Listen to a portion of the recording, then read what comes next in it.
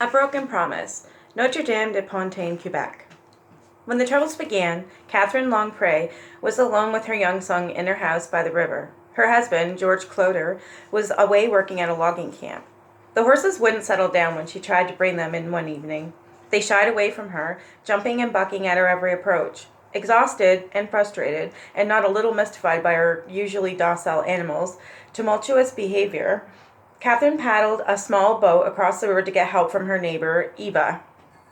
The woman finally succeeded in getting the horses corralled and went inside the courtier's simple rural home. Catherine sat down and lit a cigarette. As she snuffed out the match, her gaze shifted to the downstairs bedroom, which she could see through an open door. Her eyes widened. Stacking upon the bed was a pile of firewood normally kept by the stove. It was neatly placed as if someone had mistaken the old bed with its feather mattress for the wood bin. Except no one other than Catherine and her young child, and now Eva, had been in the house all day. The wood hadn't been there an hour before. Catherine told Eva that was it. She was truly frightened now and wasn't about to stay by herself in the house any longer.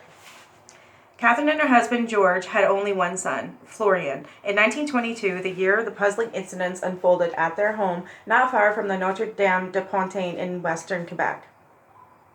During a period of several months in 1922, George's and Catherine's home was possessed. The couple, along with several other witnesses, described a series of unimaginable events that seemed, for a time, to be without explanation. The history of what happened to the couple and how the mystery was finally resolved, by at least following a dying old woman's last request.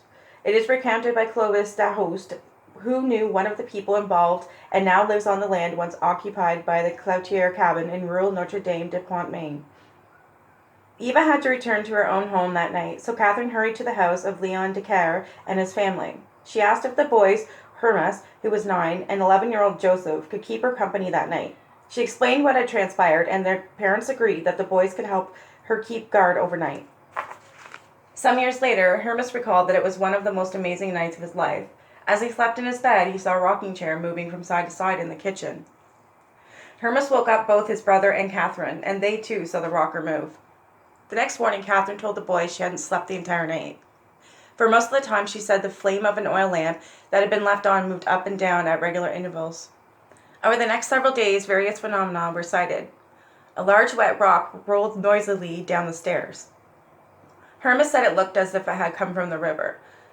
George's and Catherine's dog didn't budge, even though the rock landed near him. Later, 2 other rocks seemed to come from nowhere and collided in midair. Catherine was nearly hysterical. She sent word to her husband about what was happening in the house and begged him to return from the camp as soon as possible. In the meantime, Catherine moved in with Leon Decaire and his wife, Rose de Lima Bellicat, the parents of young Hermas and Joseph. The boys were too frightened to stay another night in Catherine's own cabin. They had never seen such things. Shoes and baskets would dance about the rooms. An egg basket slid across the floor. Potatoes placed in a sack bounced back out.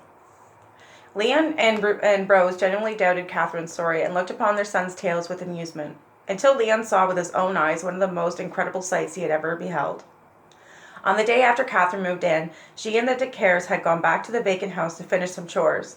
Shortly after noon, they suddenly noticed several pieces of laundry zoom out an open bedroom window, caper down the clothesline, and dance toward the river. They came back jumping as if somebody was inside.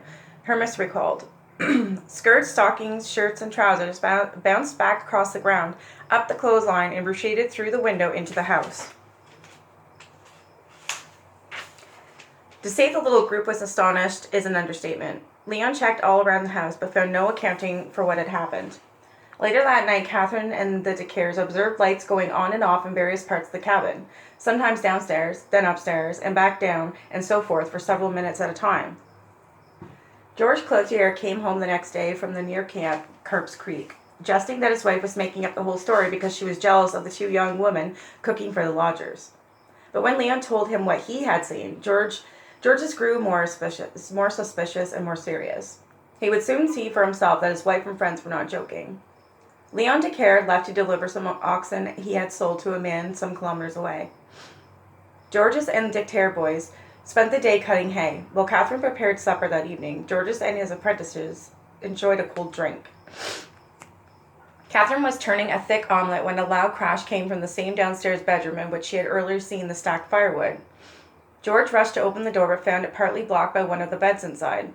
He put his shoulder against the door and succeeded in opening it far enough so that he could peek inside, and cried out in astonishment. The mattress was floating several feet above the bed. The boys came running to the door and stared unbelievingly as the mattress rose to just below the ceiling, and then crossed the room. Kathleen grabbed her child, and with George's and the stricken boys, ran into the house and didn't stop until they had all reached the Dick Hares. Leon arrived home shortly thereafter. He went with George's and another neighbor back to the house. They found the mattress slanted between the two beds in the room. It was stiff.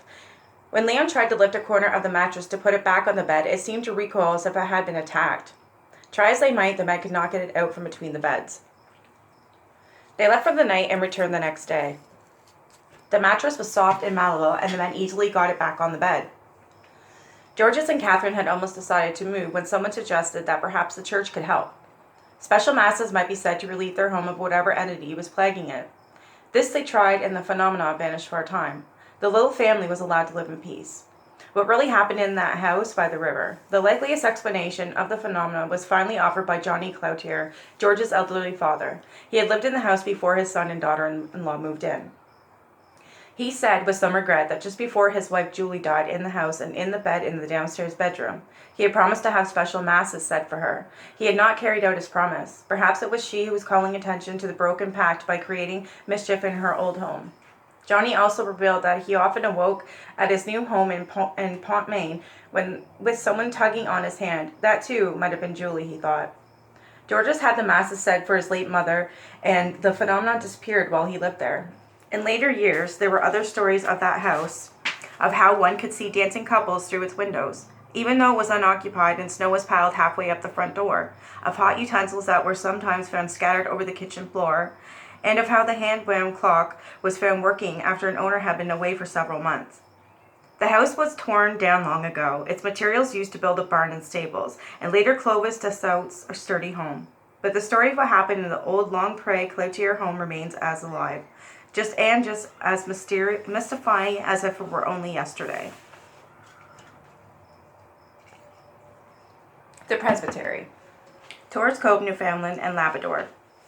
Father Cody built the Presbytery on the hill in Torres Cove, Newfoundland, over 100 years ago. Locals called it the Palace because the good minister used only the finest materials to build the house, ornate outside moldings, hand-carved woodwork, and angled staircase. With so much attention to detail, is it extraordinary to learn that Father Cody never let go and continued to preside over his quarters? The mystery of the Presbytery begins when Cody still lived there.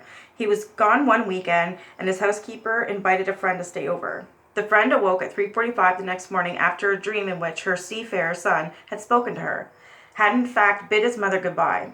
Father Cody's housekeeper learned a few days later that her friend received word that her son had drowned, at precisely the same time his mother had reportedly seen him in her dream. More recently, a Newfoundland artist rented the palace. He didn't know of its haunted history, but soon discovered for himself its peculiar qualities. A kitchen door leading to a mudroom that separated the kitchen from the back door kept opening.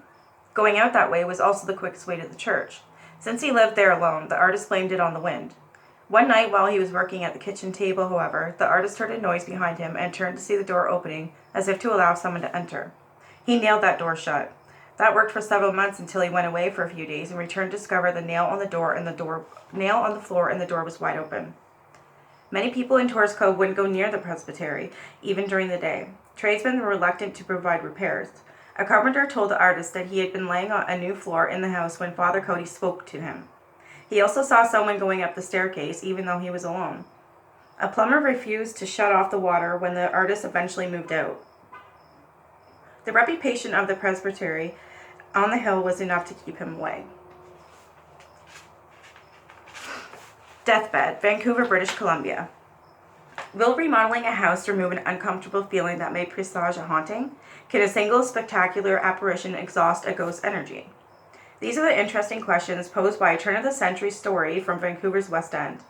A middle-aged couple built their new house there, but lived in it for only 6 months before the wife died. Her husband sold the place and moved from the city. From the very beginning, the new owners were decidedly uncomfortable on the home's main floor, especially in the master bedroom. They decided that remodeling might help alleviate their anxiety. A small drawing room adjacent to the former master bedroom was enlarged to include the old bedroom. Walls were moved, new rugs and furniture were purchased for every room, and the walls were refurbished. It didn't work. The couple held a party to celebrate the home's new look. Two women told newspaper columnist Harold Weir about the festivities 60 years after the event.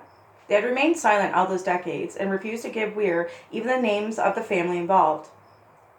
All the revelers had been pledged to secrecy.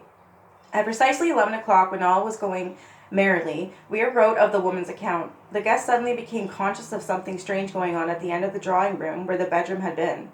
It was like a whirlwind of nothingness, sensed rather than seen. The room grew unaccountably cold, and tongues were not so unaccountably silenced. A four-poster rosewood bed emerged from the whirlwind. A woman was lying on the bed, clearly at the point of departure from this life, the woman told Weir. What truly frightened the assembled guests was that the woman was staring in wide-eyed horror at the indistinct figure of a man sitting in a Victorian chair near the bed. The astounding scene remained visible for some time and then faded away.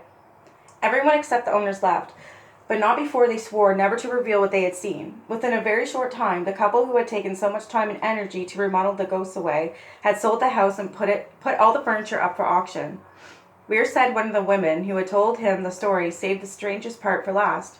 She told him she had later attended the auction of the owner's furniture. Weir wrote, "The new drawing room rug, where the phantom four-poster had rested, was marked by 4 well-worn indentations, exactly as though some heavy piece of furniture had rested there for a matter of months. Nothing was sitting in that position on the rug after the remodeling.